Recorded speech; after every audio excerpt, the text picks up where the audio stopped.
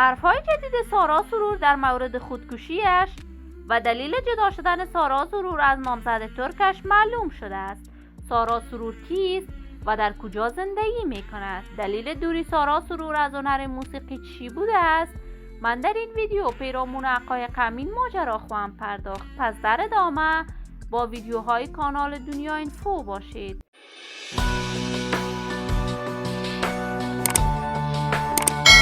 سلام، شما را خوش آمدید میگم به یکی دیگر از ویدیوهای جذاب من. برای دوست شدن با کانال دنیا اینفو علامت سابسکرایب را فشار دهید تا از ویدیوهای دیگر کانال من هم آگاه شوید.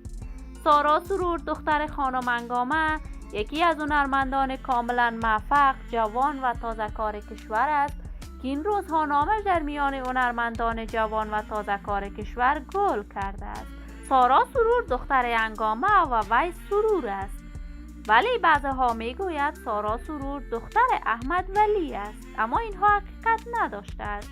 سارا سرور در کشور کانادا بزرگ شده است و این تحصیلات عالی را در کانادا به اتمام رسانیده است و اکنون معلم در یکی از کودکستان‌های شخصی در کانادا می باشد. سارا سرور هنر آوازخوانی را از مادر و پدرش آموخته است. سارا سرور اولین کارهای هنریش را با مادرش دوگانه اجرا کرد که مورد استقبال، حمایت و تشویق فراوان مردم و علاقه‌مندانش قرار گرفته است. سارا سرور 2 سال قبل با یک پسر ترکی نامزد شد و مراسم نامزدیش را بسیار با شکوه و بزرگ در کانادا تجلیل کرد.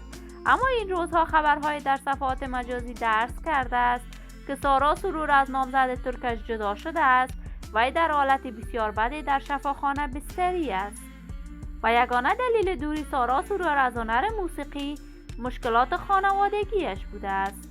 ولی من آرزو دارم سارا سرور دارای صحت کامل باشد. دوستان نهایت عزیز، شما هم نظریاتتان را در بخش کامنت با من شریک بسازید. این ویدیو را با دوستداران و علاقه‌مندان سارا سرور به اشتراک بگذارید.